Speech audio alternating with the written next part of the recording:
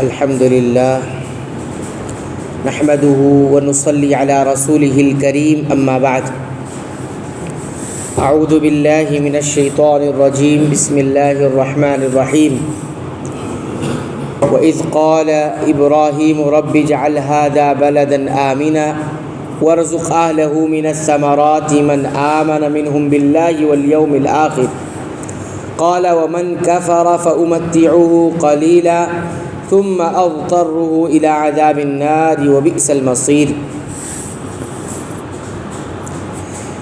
جب ابراہیم علیہ السلام نے کہا اے پروردگار تو اس جگہ کو امن والا شہر بنا اور یہاں کے باشندوں کو جو اللہ تعالیٰ پر اور قیامت کے دن پر ایمان رکھنے والے ہوں پھلوں کی روزیاں دے۔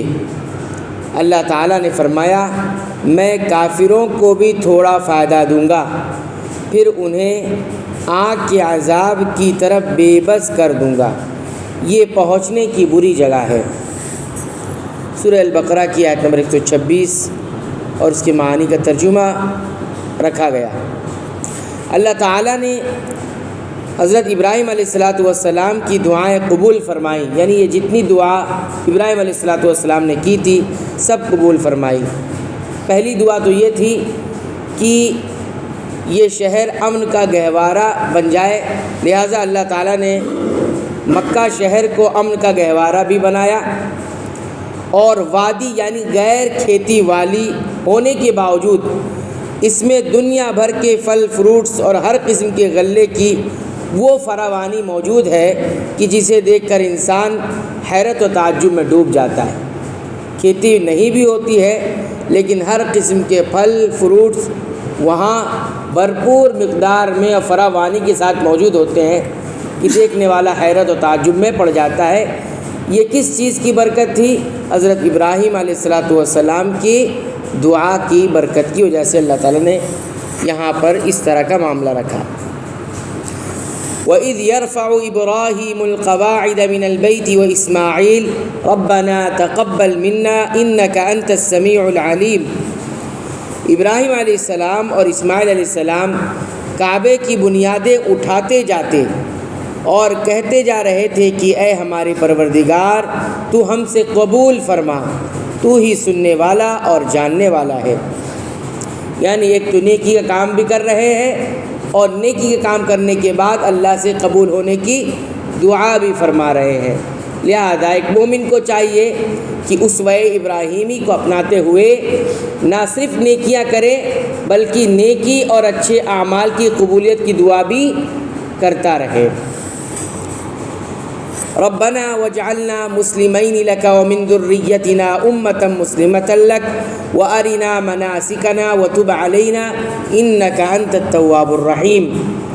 اے ہمارے رب ہمیں اپنا فرما بردار بنا لے اور ہماری اولاد میں سے بھی ایک جماعت کو اپنی اطاعت گزار رکھ اور ہمیں اپنی عبادتیں سکھا اور ہماری توبہ قبول فرما، تو توبہ قبول فرمانے والا اور رحم و کرم کرنے والا ہے۔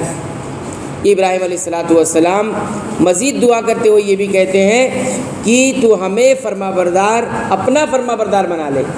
تو اس چیز کی بھی دعا کی جانی چاہیے کہ ہم صرف اور صرف اے اللہ تیرے ہی فرما بردار بن کر رہیں، تیری ہی مان کر چلیں۔ اس کے علاوہ اپنی آنے والی جو نسل ہے اولاد ہے اس کے لیے بھی انسان کو دعا کرتی رہنی چاہیے کہ جہاں ہم فرما بردار ہیں وہیں ہماری اولاد ہماری جو آگے والی نسل ہے وہ بھی تیری فرما بردار بن کر رہے، یہ بھی دعا شامل ہونی چاہیے۔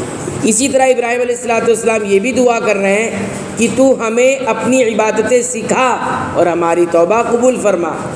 عبادتیں سیکھنے کی دعا کر رہے ہیں۔ وَأَرِنَا مَنَاسِكَنَا، تو ہمیں سکھا دے مناسک کس کو کہتے ہیں؟ عبادت کی جگہ، عبادت کے کام، تو عبادتیں سیکھ کر انجام دینی چاہیے، نہ کہ عبادتیں دیکھا دیکھی میں جو ہے ادا ہونی چاہیے۔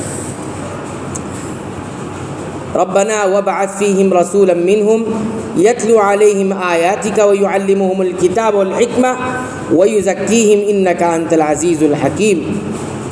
اے ہمارے رب انہی میں سے ایک رسول بھیج جو ان کے پاس تیری آیتیں پڑھے، انہیں کتاب و حکمت سکھائے، انہیں پاک کرے، یقیناً تو غلبہ والا اور حکمت والا ہے۔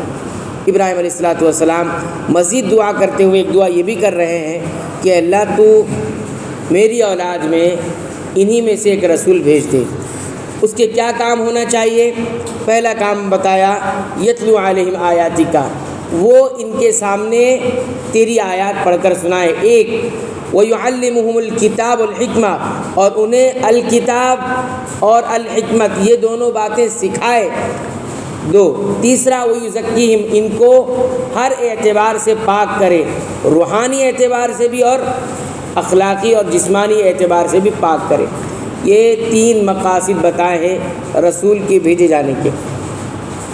یہ ابراہیم علیہ السلام اور اسماعیل علیہ السلام دونوں کی آخری دعا ہے۔